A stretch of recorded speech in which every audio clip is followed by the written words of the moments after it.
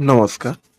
ଏହି ଭିଡିଓରେ ଆମେ ନବମ ଶ୍ରେଣୀର ବିଶ୍ୱ ମହାମାରୀ ପରିଚାଳନା ପାଠରେ ତାର ପ୍ରଶ୍ନ ଉତ୍ତର ଆଲୋଚନା କରିବୁ।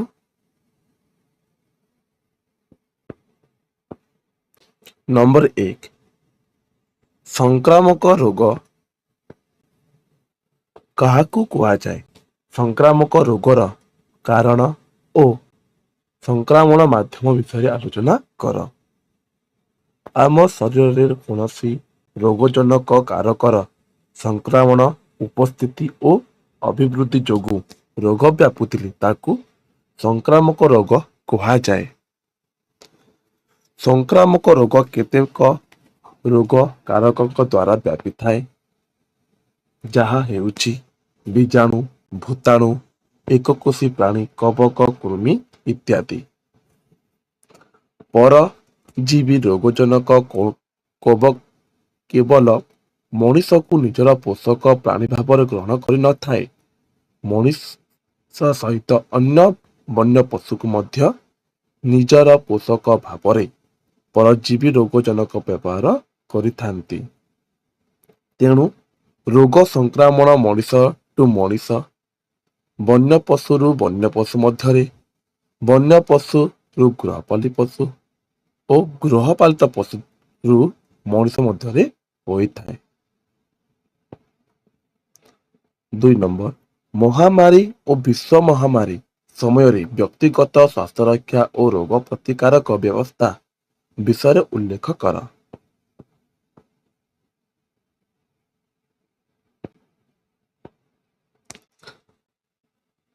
ରୋଗଜନକ ପ୍ରାଣୀଙ୍କ ସଂକ୍ରାମକ ମାଧ୍ୟମକୁ ଦୃଷ୍ଟିରେ ରଖି ବ୍ୟକ୍ତିଗତ ସ୍ୱାସ୍ଥ୍ୟରକ୍ଷା ଓ ରୋଗ ପ୍ରତିକାରକ ବ୍ୟବସ୍ଥା ନିମନ୍ତେ କରାଯିବ ଆବଶ୍ୟକ। ପ୍ରଥମ ହେଲା ଜଳବାହିତ ରୋଗ ସଞ୍ଚାରଣ ରୋକିବା ପାଇଁ ପାଣିକୁ ଫୁଟାଇ ଛାଣି ପିଇବା ଆବଶ୍ୟକ। 2 ନମ୍ବର, ମଶା ଓ ଫ୍ଲି ଭଳି ରୋଗକୁ ପ୍ରତିରୋଧକ କରିବା ପାଇଁ ଘର ଚାରିପଟେ ପରିଷ୍କାର ରଖିବା ସହିତ ମଶା ବଂଶ ବିସ୍ତାର ରୋକିବା ଆବଶ୍ୟକ। 3 ନମ୍ବର, ହେଲମିନ୍ଥିଆସିସ୍ ଶ୍ରେଣୀର ରୋଗଜନକ କୃମିଗୁଡ଼ିକ ଦ୍ୱାରା ସଞ୍ଚରିତ ହେଉଥିବା ରୋଗ ମୁଖ୍ୟତଃ ଦରସିଝା ପନିପରିବା ଓ ମାଂସ ଖାଇବା ଯୋଗୁଁ ହୋଇଥାଏ। ବାୟୁ ପ୍ରବାହ ଦ୍ୱାରା ବ୍ୟାପୁଥିବା ରୋଗ ପ୍ରତି ସ୍ୱତନ୍ତ୍ର ପଦକ୍ଷେପ ନେବା ଆବଶ୍ୟକ, କାରଣ ରୋଗଜନଗୁଡ଼ିକ ଆମ ଅଜ୍ଞାତ ସ୍ଥାନରେ ଶ୍ୱାସବାୟୁ ମାଧ୍ୟମରେ ଆମ ପାଟି, ନାକ ବାଟ ଦେଇ ଶରୀର ଭିତରକୁ ପଶି ରୋଗ ସୃଷ୍ଟି କରିଥାନ୍ତି।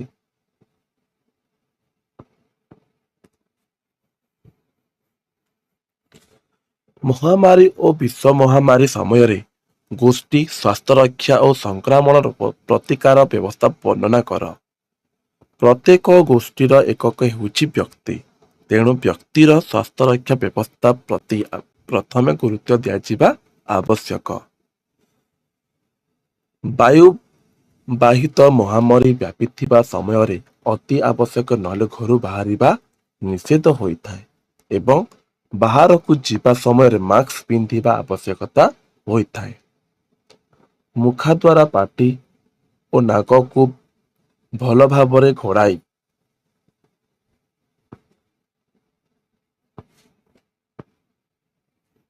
ରଖିଲେ ସଂକ୍ରମିତ ହେବାର କମ୍ ସମ୍ଭାବନା ଥାଏ। ବାହାରୁ ଫେରିବା ପରେ ସାବୁନ ସାହାଯ୍ୟରେ ଭଲ ଭାବରେ ହାତ ଧୋଇବା ଆବଶ୍ୟକ। ବାହାରକୁ ଯିବା ସମୟରେ ବଜାରରେ ସାମାଜିକ ଦୂରତା ପ୍ରତି ଧ୍ୟାନ ଦେବା ଜରୁରୀ। 4 ନମ୍ବର, ମହାମାରୀ ଓ ବିଶ୍ୱ ମହାମାରୀ ସମୟରେ କ୍ୱାରେଣ୍ଟାଇନ୍ର ଆବଶ୍ୟକତା ଉଦାହରଣ ସହ ବୁଝାଅ।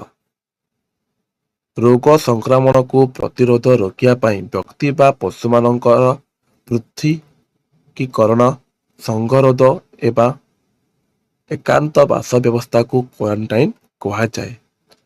ସଂକ୍ରାମକ ରୋଗକୁ ନିୟନ୍ତ୍ରଣ କରିବା ପାଇଁ ଏହା ଏକ ସବୁଠାରୁ ପୁରାତନ ଏବଂ ପ୍ରଭାବଶାଳୀ ବ୍ୟବସ୍ଥା।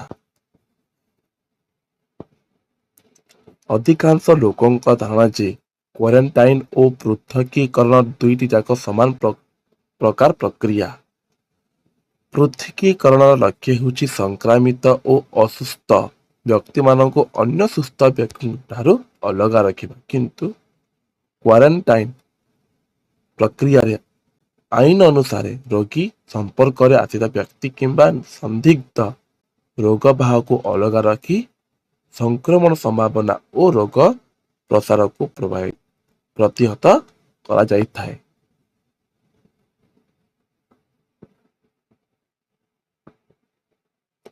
5 ନମ୍ବର, ମଣିଷ ଶରୀରରେ ରୋଗ ପ୍ରତିରୋଧକ ବ୍ୟବସ୍ଥା ଗୁଡ଼ିକ କଣ?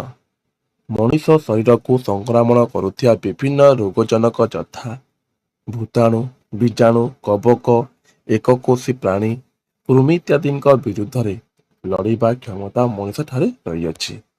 ସମସ୍ତ ପ୍ରକାର ବାହ୍ୟ ସଂକ୍ରମଣକୁ ମୁକାବିଲା ଓ ବିନାଶ କରିବା କ୍ଷମତାକୁ ରୋଗ ପ୍ରତିରୋଧ ଶକ୍ତି କୁହାଯାଏ। ମଣିଷ ଶରୀରରେ ଥିବା ରୋଗ ପ୍ରତିରୋଧ ଶକ୍ତି ଦୁଇ ପ୍ରକାର, ଯଥା ହେଲା ଜନ୍ମଗତ ରୋଗ ପ୍ରତିରୋଧ ଶକ୍ତି ଓ ଅର୍ଜିତ ରୋଗ ପ୍ରତିରୋଧ ଶକ୍ତି। ଜନ୍ମଗତ ରୋଗ ପ୍ରତିରୋଧ ଶକ୍ତି ବ୍ୟବସ୍ଥା କେନ୍ତା ହେଇଛି? ମଣିଷ ଶରୀରରେ ଇନେଟ୍ ରୋଗ ପ୍ରତିରୋଧ ବ୍ୟବସ୍ଥା ଗୁଡ଼ିକ ହେଉଛି ଶରୀରର ସାଧାରଣ ପ୍ରତିରକ୍ଷା ବ୍ୟବସ୍ଥା, ଯେଉଁଗୁଡ଼ିକ ଜନ୍ମଗତ। ଆମ ଶରୀରର ଚର୍ମ ଆବରଣ ଯୋଗୁଁ ବାହ୍ୟ ରୋଗ ଜନକ ମଣିଷ ଶରୀରର ଭିତରକୁ ପ୍ରବେଶ କରିପାରନ୍ତି ନାହିଁ।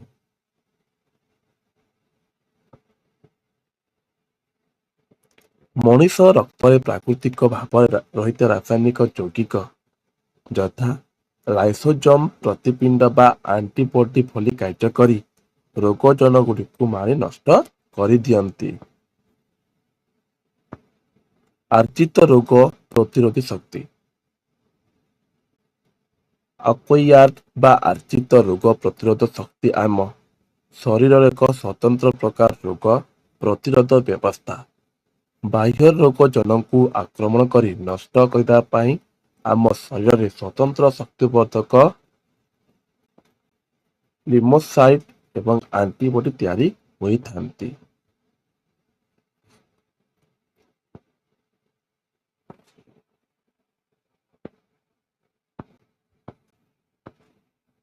ମଣିଷ ଶରୀରରେ ଇନେଟ୍ ରୋଗ ପ୍ରତିରୋଧୀ ଶକ୍ତି ପାଇଁ ଦାୟୀ କୋଷଗୁଡ଼ିକର କାର୍ଯ୍ୟପ୍ରଣାଳୀ ବିଷୟରେ ଲେଖ।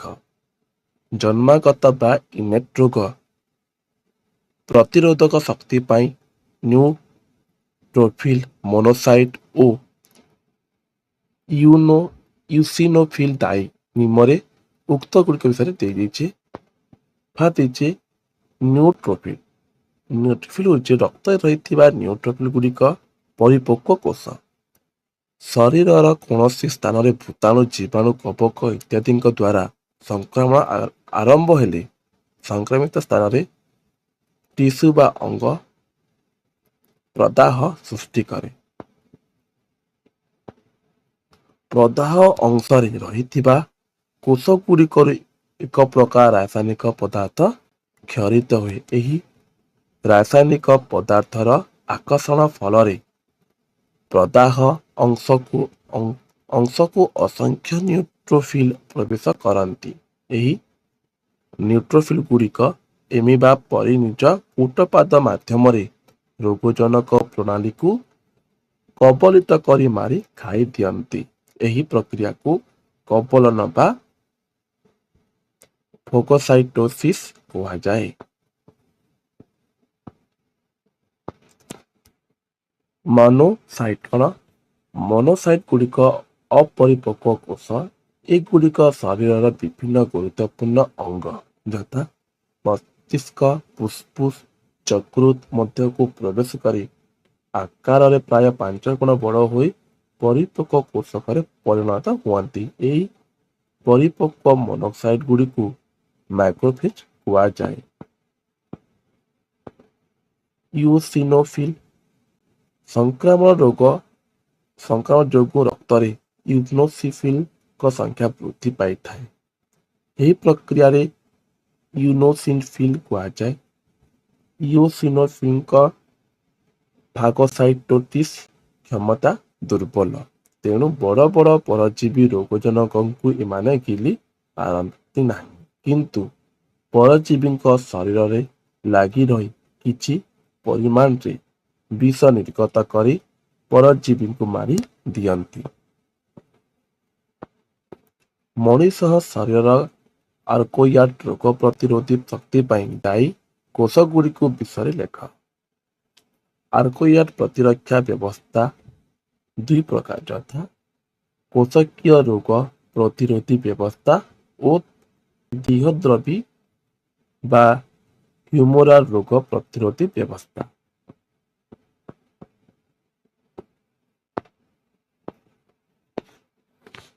କୋଷକୀୟ ରୋଗ ପ୍ରତିରୋଧ ବ୍ୟବସ୍ଥା ଆମ ଶରୀରର ରୋଗ ସଂକ୍ରମଣ ସୃଷ୍ଟି କରୁଥିବା ବାହ୍ୟ ରୋଗଜନକ ବିରୁଦ୍ଧରେ ସ୍ୱତନ୍ତ୍ର ପ୍ରକାଶ ଶକ୍ତି ଟି ଲିମ୍ଫୋସାଇଟ୍ ସୃଷ୍ଟି ହୋଇଥାଏ। ଏହି ଶକ୍ତି ଟି ଲିମ୍ଫୋସାଇଟ୍ କେବଳ ଗୋଟିଏ ପ୍ରକାର ଏବଂ ଏକ ନିର୍ଦ୍ଦିଷ୍ଟ ବାହ୍ୟ ରୋଗଜନକୁ ବିରୁଦ୍ଧରେ ତିଆରି ହୋଇଥିବାରୁ ଏହା ଖୁବ୍ ସହଜରେ ସେହି ନିର୍ଦ୍ଦିଷ୍ଟ ରୋଗଜନକୁ ମାରି ନଷ୍ଟ କରିଦିଏ। ଦେହଦ୍ରବୀ ରୋଗ ପ୍ରତିରୋଧୀ ବ୍ୟବସ୍ଥା ଆମ ଶରୀରରେ ରହିଥିବା ବି ଲିମ୍ଫୋସାଇଟ୍ ବିଭିନ୍ନ ପ୍ରକ୍ରିୟା ବାଟ ଦେଇ ଅନେକ ଗୁଡ଼ିଏ ସ୍ୱତନ୍ତ୍ର ପ୍ରତିପିଣ୍ଡ ବା ଆଣ୍ଟିବଡି ତିଆରି କରିଥାଏ।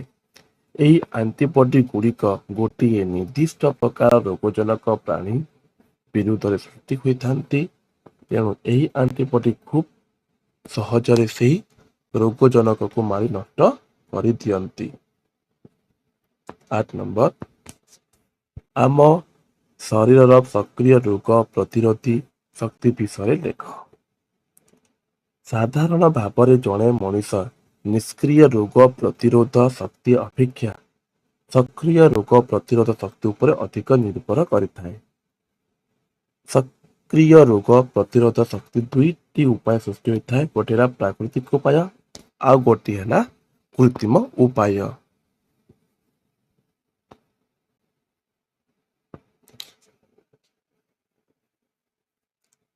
ପ୍ରାକୃତିକ ସକ୍ରିୟ ରୋଗ କେନ୍ ହେଉଛି, ଆମେ ବ୍ୟବହାର କରୁଥିବା ବାୟୁ, ଜଳ ଓ ଖାଦ୍ୟ ମାଧ୍ୟମରେ ରୋଗଜନକ ପ୍ରାଣୀ ଆମ ଶରୀର ମଧ୍ୟକୁ ପ୍ରବେଶ କରିଥାନ୍ତି।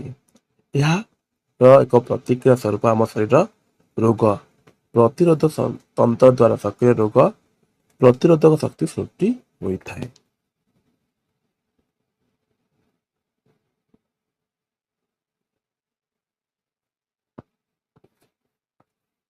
ତାହାର ଚିତ୍ର ଦେଇଛି।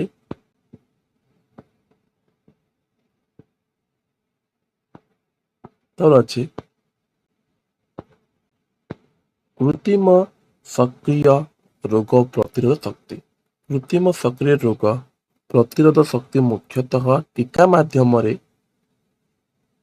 ପ୍ରରୋଚିତ ଉତ୍ତେଜିତ ହେଉଥାଏ। ତେଣୁ ଟୀକାକରଣ ପରେ ଜଣେ ଲୋକ ଶରୀର ନିର୍ଦ୍ଦିଷ୍ଟ ରୋଗଜନକ ପ୍ରାଣୀ ବିରୁଦ୍ଧରେ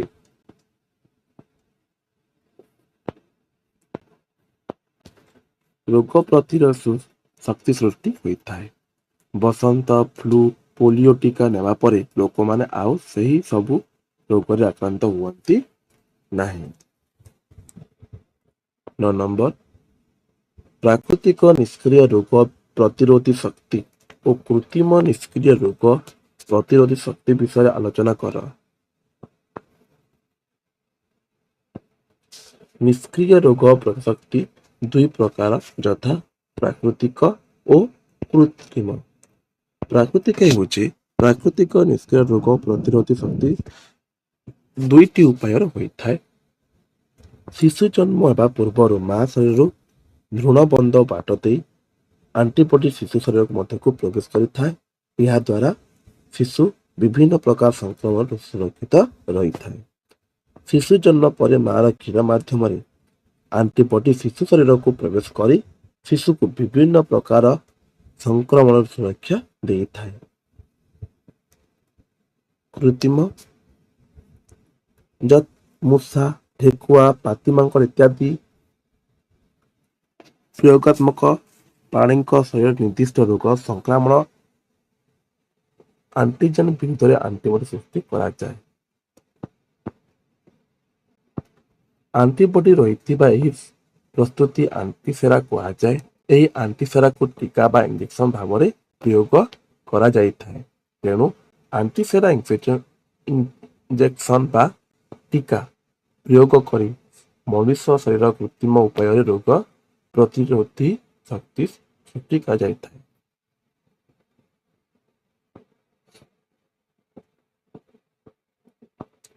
10 ଗୋଷ୍ଠୀ ରୋଗ ପ୍ରତିରୋଧୀ ଶକ୍ତି କଣ? ଗୋଷ୍ଠୀ ରୋଗ ପ୍ରତିରୋଧୀ ଶକ୍ତିର ଉପକାର ଉଲ୍ଲେଖ କର। ଗୋଟିଏ ଅଞ୍ଚଳରେ ବାସ କରୁଥିବା ଜନସଂଖ୍ୟା ମଧ୍ୟରେ ଟୀକାକରଣ ମାଧ୍ୟମରେ ସୃଷ୍ଟି ହୋଇଥିବା ରୋଗ ପ୍ରତିରୋଧ ଶକ୍ତି ତଥା ପୂର୍ବରୁ ରୋଗଜନକ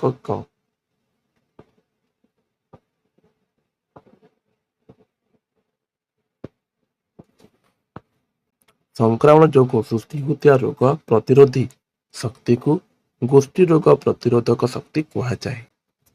ଜନସଂଖ୍ୟା ମଧ୍ୟରେ ଗୋଷ୍ଠୀଗତ ରୋଗ ପ୍ରତିରୋଧୀ ଶକ୍ତି ବିକଶିତ ହେବା ଫଳରେ ସେହି ଅଞ୍ଚଳରେ ଗୋଟିଏ ସଂକ୍ରମିତ ବ୍ୟକ୍ତି ଠାରୁ ସେହି ନିର୍ଦ୍ଦିଷ୍ଟ ରୋଗ ଅନ୍ୟ ଜଣେ ସୁସ୍ଥ ବ୍ୟକ୍ତି ଶରୀରକୁ ବ୍ୟାପେ ନାହିଁ।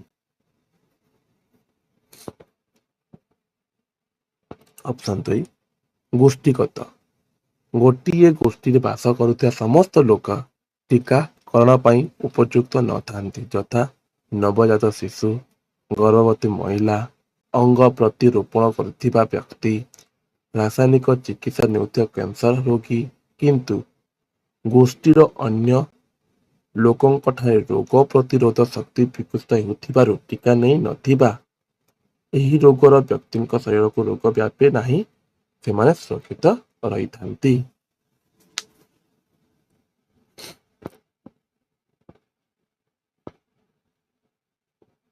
ମହାମାରୀ ସମୟରେ ରୋଗ ପ୍ରତିକାରକ ବ୍ୟବସ୍ଥା ବର୍ଣ୍ଣନା କର।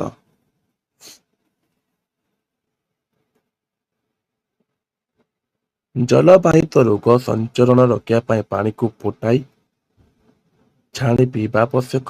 ଫଳରେ ହଇଜା, ଏନିମିଆ ବ୍ୟାଧି, ଆନ୍ତରିକ ଜ୍ୱର ପରି ରୋଗ ସଂକ୍ରମଣ ହ୍ରାସ ପାଇଥାଏ। ମଶା ଓ ଫ୍ଲି ଭଳି ରୋଗ ବାଗକୁ ପ୍ରତିରୋଧ କରିବା ପାଇଁ ଘର ଚାରିପଟେ ପରିଷ୍କାର ରଖିବା ସହିତ ମଶା ବଂଶ ବିସ୍ତାର ରୋକିବା ଆବଶ୍ୟକ। ଏଥି ନିମନ୍ତେ ଘର ଚାରିପଟରେ ରହିଥିବା ନାଳ, ନର୍ଦ୍ଦମା, ପୋଖରୀ, ଗାଡ଼ିଆ ଇତ୍ୟାଦିକୁ ସଫା ରଖିବା ଜରୁରୀ। ମଶା ଶୋଷକ ମାରିବା ପାଇଁ ଜଳାଶୟ ଗୁଡ଼ିକରେ ଗମ୍ବୁସିଆ ମାଛ ଛାଡ଼ିଲେ ମଶାଙ୍କର ବଂଶ ବିସ୍ତାରକୁ ରୋକାଯାଇ ପାରିବ।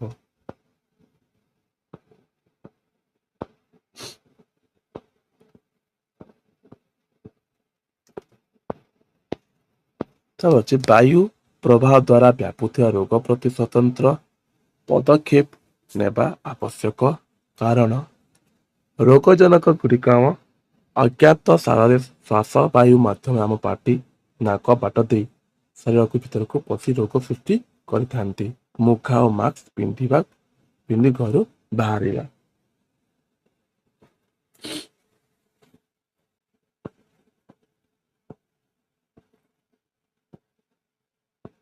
12 ବିଶ୍ୱ ମହାମାରୀ ସମୟରେ ସର୍ବେକ୍ଷଣ ପଦ୍ଧତି ଏବଂ ଏହାର ଉପକାର ବିଷୟରେ ଉଲ୍ଲେଖ କର।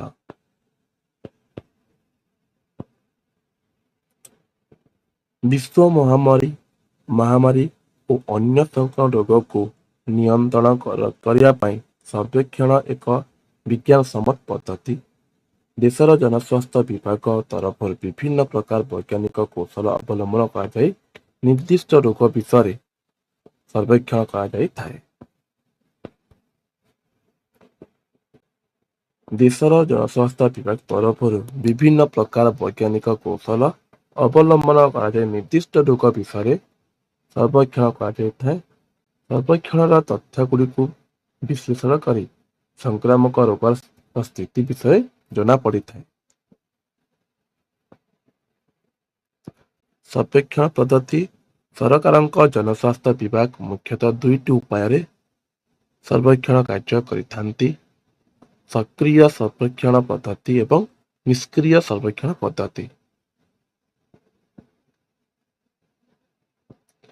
ସକ୍ରିୟ ସର୍ବେକ୍ଷଣ ପଦ୍ଧତିରେ ଜନସ୍ୱାସ୍ଥ୍ୟ ବିଭାଗର କର୍ମଚାରୀମାନେ ନିଜେ ସଂକ୍ରମଣ ପ୍ରଭାବିତ ଅଞ୍ଚଳକୁ ଯାଇ ଲୋକଙ୍କ ଠାରୁ ନମୁନା ସଂଗ୍ରହ କରିଥାନ୍ତି।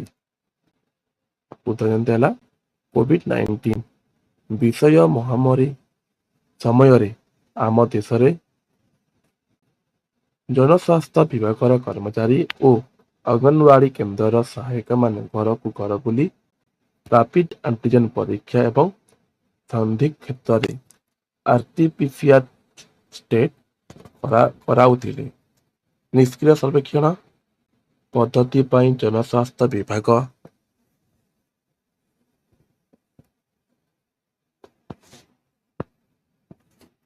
ଜିଲ୍ଲାର ବିଭିନ୍ନ ଡାକ୍ତରଖାନା ଓ ନର୍ସିଂହୋମରୁ ସଂକ୍ରମଣ ରୋଗୀଙ୍କ ବିଷୟରେ ତଥ୍ୟ ସଂଗ୍ରହ କରିଥାନ୍ତି।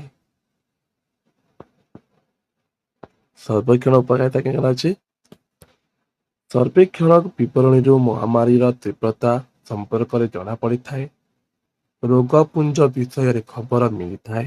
ଫଳରେ ସେହି ଅଞ୍ଚଳକୁ ପ୍ରତିବନ୍ଧିତ ଅଞ୍ଚଳ ଭାବରେ ଘୋଷଣା କରାଯାଇଥାଏ। ପ୍ରତିବନ୍ଧିତ ଅଞ୍ଚଳ ଘୋଷଣା ଦ୍ୱାରା ମହାମାରୀ ପ୍ରସାର ନିୟନ୍ତ୍ରଣ କରିବା ସହ ସମ୍ଭବ ହୋଇଥାଏ। ସର୍ବେକ୍ଷଣ ମାଧ୍ୟମରେ ରୋଗୀ ସମ୍ପର୍କରେ ଆସିଥିବା ବ୍ୟକ୍ତିଙ୍କର ଅନ୍ୱେଷଣ ସହଜ ହୋଇଥାଏ। ତେଣୁ ସର୍ବେକ୍ଷଣ ପ୍ରକ୍ରିୟା ବିଶ୍ୱ ମହାମାରୀ ସତର୍କ ସୂଚକ ଭାବରେ କାର୍ଯ୍ୟ କରିଥାଏ।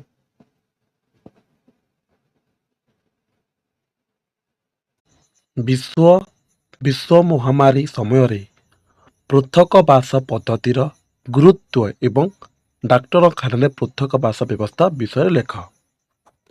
ବିଶ୍ୱ ମହାମାରୀ ସମୟରେ ସଂକ୍ରମଣ ଶୃଙ୍ଖଳକୁ ଭାଙ୍ଗିବା ପାଇଁ ପୃଥକବାସ ପଦ୍ଧତି ସାହାଯ୍ୟ କରିଥାଏ। ଗୋଷ୍ଠୀ ସଂକ୍ରମଣକୁ ରୋକିବା ପାଇଁ କେଉଁ ଶ୍ରେଣୀର ଲୋକ ପୃଥକବାସ ରହିବା ଆବଶ୍ୟକ ସେମାନଙ୍କ ବିଷୟରେ ନିମ୍ନରେ ଉଲ୍ଲେଖ କରାଯାଇଛି।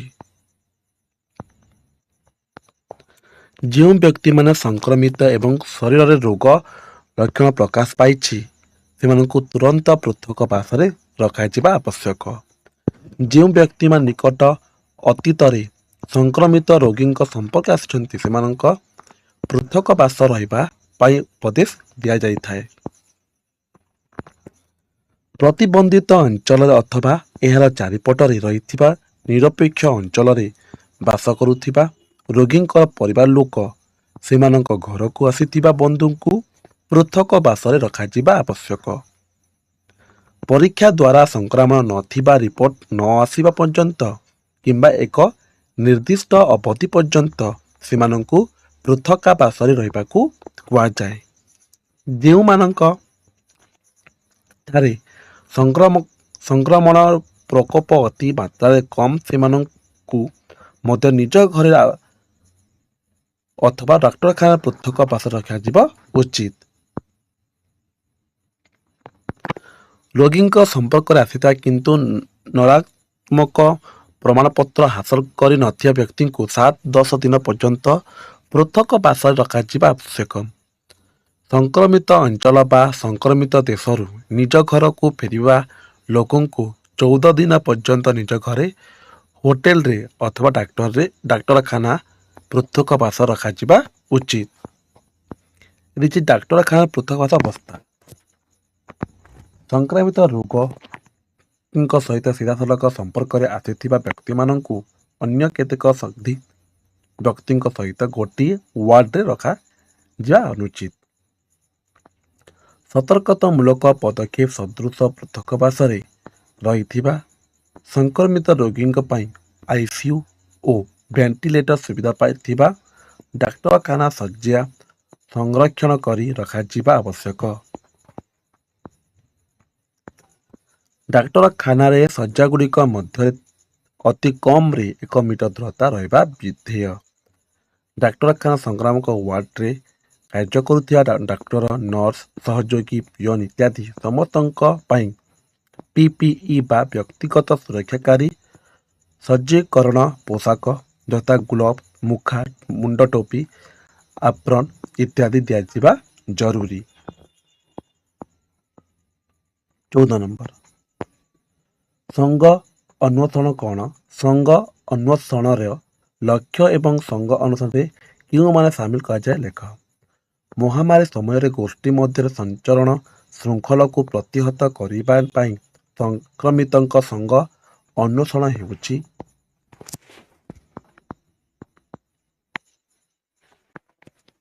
ଅନ୍ୟ ଏକ ପରିଚାଳନା ବ୍ୟବସ୍ଥା। ସଂକ୍ରମିତ ଅନ୍ୱେଷଣ ମାଧ୍ୟମରେ ନୂଆ ସଂକ୍ରମିତ ରୋଗୀଙ୍କର ଅନୁସନ୍ଧାନ ମିଳିବା ସହିତ ସଂକ୍ରମିତ ରୋଗୀଙ୍କର ପୃଥକବାସ ଏବଂ ରୋଗୀଙ୍କର ଚିକିତ୍ସା ବ୍ୟବସ୍ଥା ମଧ୍ୟ କରାଯାଇଥାଏ। ଫଳରେ ରୋଗ ପ୍ରସାରଣ ହାର ଧୀରେ ଧୀରେ ହ୍ରାସ ପାଏ। ସଂକ୍ରମିତଙ୍କ ଅନ୍ୱେଷଣ ଲକ୍ଷ୍ୟ ଥିବା ଅଜଣା ଅଞ୍ଚଳରୁ ସଂକ୍ରମିତ ରୋଗୀଙ୍କୁ ଚିହ୍ନଟ କରି ସଂକ୍ରମଣ ହ୍ରାସ କରିବା।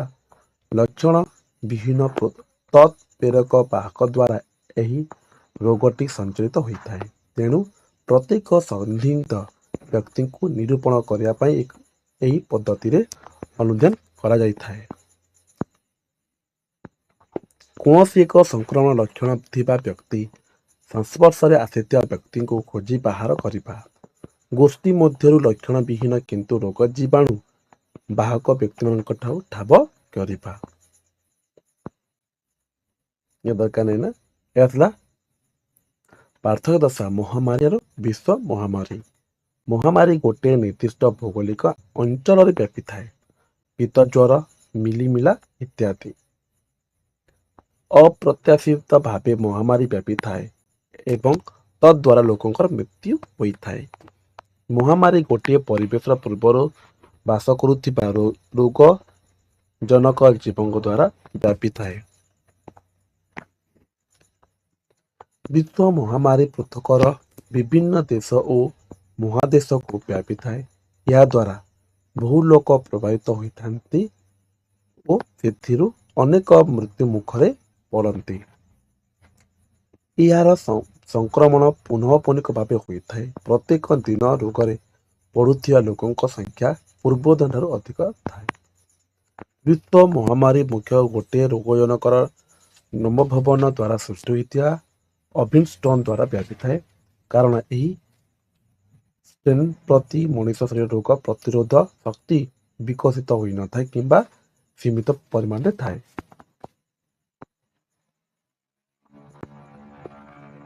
ଜନ୍ମଗତ ରୋଗ ପ୍ରତିରୋଧୀ ଶକ୍ତି, ଆର୍କୋଟ୍ ରୋଗ ପ୍ରତିରୋଧୀ ଶକ୍ତି, ନ୍ୟୁଟ୍ରୋଫିଲ୍, ମୋନୋସାଇଟ୍, ଇଓସିନୋଫିଲ୍, ବର୍ଦ୍ଧିତ ଶକ୍ତିଯୁକ୍ତ ଟି ଲିମ୍ଫୋସାଇଟ୍, ବି ଲିମ୍ଫୋସାଇଟ୍ରୁ ତିଆରି ହୋଇଥିବା ପ୍ରତିପିଣ୍ଡ ବା ଆଣ୍ଟିବଡି। ଟି ଲିମ୍ଫୋସାଇଟ୍, ବି ଲିମ୍ଫୋସାଇଟ୍। ଟି ଲିମ୍ଫୋସାଇଟ୍କୁ ଟି କୋଷ ମଧ୍ୟ କୁହାଯାଏ। ବି ଲିମ୍ଫୋସାଇଟ୍କୁ ବି କୋଷ କୁହାଯାଏ। ଟି ଲିମ୍ଫୋସାଇଟ୍ ପାକ୍ ପ୍ରସ୍ତୁତି ଥାଇମସ୍ ଗ୍ରନ୍ଥିରେ ହୋଇଥାଏ। ଏଗୁଡ଼ିକ ଶକ୍ତିବର୍ଦ୍ଧକ ଲିମ୍ଫୋସାଇଟ୍ ଏବଂ ମଣିଷ ଶରୀରରେ କୋଷିକୀୟ ରୋଗ ପ୍ରତିରୋଧୀ ବ୍ୟବସ୍ଥା ପାଇଁ ଦାୟୀ। ବି ଲିମ୍ଫୋସାଇଟ୍କୁ ବି କୋଷ କୁହାଯାଏ। ବି ଲିମ୍ଫୋସାଇଟ୍ ଗୁଡ଼ିକ ମଣିଷର ଦ୍ୱିତୀୟ ଲସିକାଙ୍ଗ ଯଥା ସ୍ପ୍ଲିନ୍, ଲିମ୍ଫ ନୋଡରେ ପ୍ରାକ୍ ପ୍ରସ୍ତୁତି ବା ସକ୍ରିୟ ହୋଇଥାନ୍ତି। ବି ଲିମ୍ଫୋସାଇଟ୍ରୁ ଆଣ୍ଟିବଡି ତିଆରି ହୁଏ। ଏଗୁଡ଼ିକ ଆର୍କୋଟ୍ ରୋଗ ପ୍ରତିରୋଧୀ ବ୍ୟବସ୍ଥା ପାଇଁ ଦାୟୀ। Antigen antibody. ଆଣ୍ଟିଜେନ୍ ଗୁଡ଼ିକ ମୁଖ୍ୟତଃ ବାହ୍ୟ ଅବଦାନ, ଭୂତାଣୁ, ବୀଜାଣୁ, ପରାଗରେଣୁ, ବିଷ, ରସାୟନ ଇତ୍ୟାଦି। ମଣିଷ ଶରୀର ମଧ୍ୟକୁ ଆଣ୍ଟିଜେନ୍ ପ୍ରବେଶ କଲେ ତାହା ବିରୁଦ୍ଧରେ କିଛି ଦିନ ପରେ ଆଣ୍ଟିବଡି ତିଆରି ହୋଇଥାଏ। ଆଣ୍ଟିଜେନ୍ ଗୁଡ଼ିକ ପ୍ରୋଟିନ୍ ଓ ପଲିପେପ୍ଟାଇଡ୍ରେ ତିଆରି।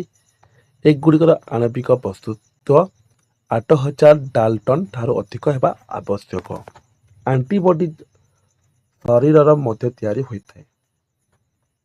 ଆଣ୍ଟିବଡି ଶରୀର अर्जित आर्कट रोग प्रतिरोध ପାଇଁ ଦାୟୀ। आंटीबॉडी गुड़िक इम्यूनोग्लोबिन कुहाଯାउथिबा इ प्रकार पुष्टिसार तैयारी एवं एगुड़िक आकारर। सक्रिय रोग प्रतिरोध शक्ति, निष्क्रिय प्रतिरोधी शक्ति। यह दुई प्रकार यथा प्राकृतिक सक्रिय रोग प्रतिरोधी शक्ति और कृत्रिम सक्रिय रोग प्रतिरोधी शक्ति। रोगजनक प्राणी आम शरीर में प्रवेश कले आम शरीर आंटीबॉडी तैयारी प्रक्रिया आरंभ हुए। टीका माध्यम कृत्रिम रोग प्रतिरोधी शक्ति प्ररोचित हुए।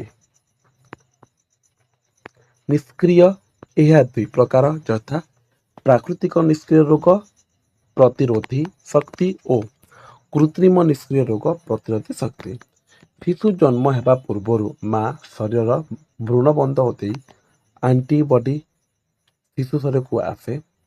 शिशु जन्म पर माँ क्षीर माध्यम आंटीबॉडी शिशु शरीर को आसे। आंटीसेरा इंजेक्शन बा टीका प्रयोग करी मनीष शरीर में कृत्रिम निष्क्रिय रोग प्रतिरोधी शक्ति सृष्टि करा जाए। टिप्पणी लेख डेंगू ज्वर। डेंगू ज्वर एक भूताणु जनित रोग। यही भूताणुर नाम डेंगू भूताणु। डेंगू भूताणुर बाहक होउछि माई एडिस मशा। एडिस मशा जड़े डेंगू ज्वर द्वारा आक्रांत व्यक्ति को कामुड़ा समय डेंगू भूताणु एडिस मशा शरीर में प्रवेश करें। पुनः यही डेंगू संक्रमित एडिस मशा जड़े सुस्थ लोक को कामुड़े मशार लाल सहित डेंगू भूताणु सुस्थ लोकर शरीर मध्य को प्रवेश कर डेंगू रोग सृष्टि करें। फल सुस्थ व्यक्ति डेंगू ज्वर द्वारा आक्रांत हुए।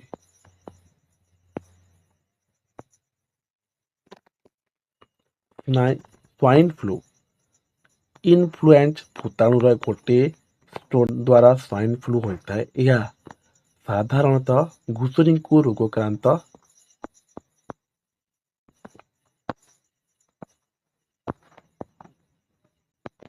करिथाए।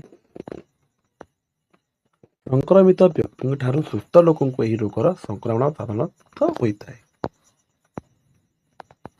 यही रोग शीत दिन व्यापी था। स्वाइन फ्लू प्रतिरोधी टीका एवं बजार में उपलब्ध है।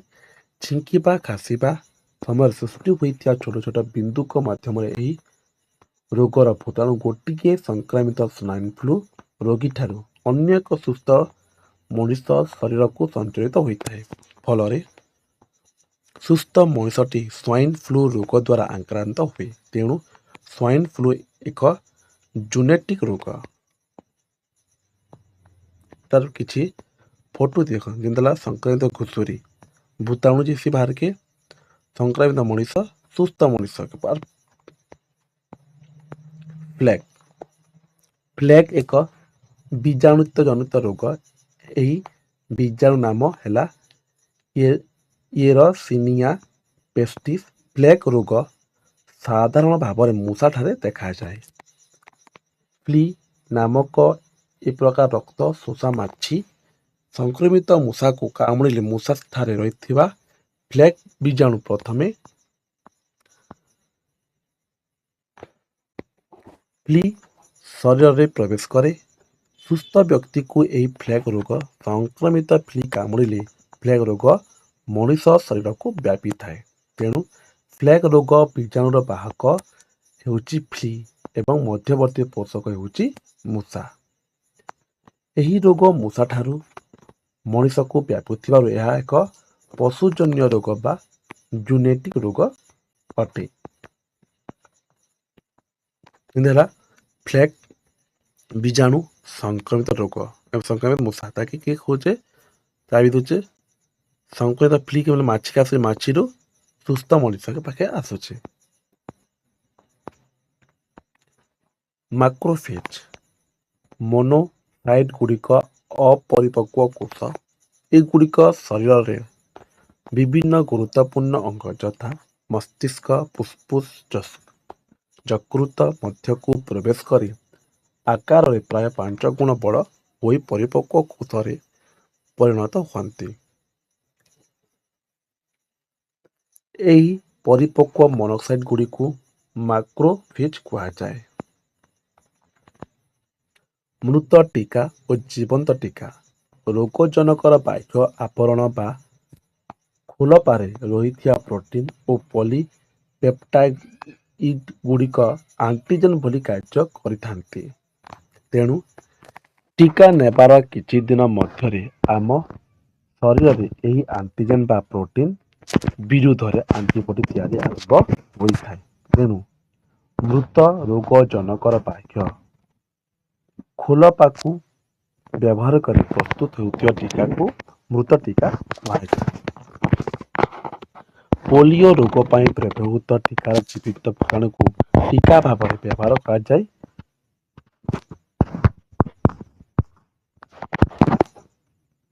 ଏହି ଟୀକାରେ ବ୍ୟବହୃତ ଜୀବିତ ଭୂତାଣୁର ସଂକ୍ରମଣ କ୍ଷମତା ନଥାଏ।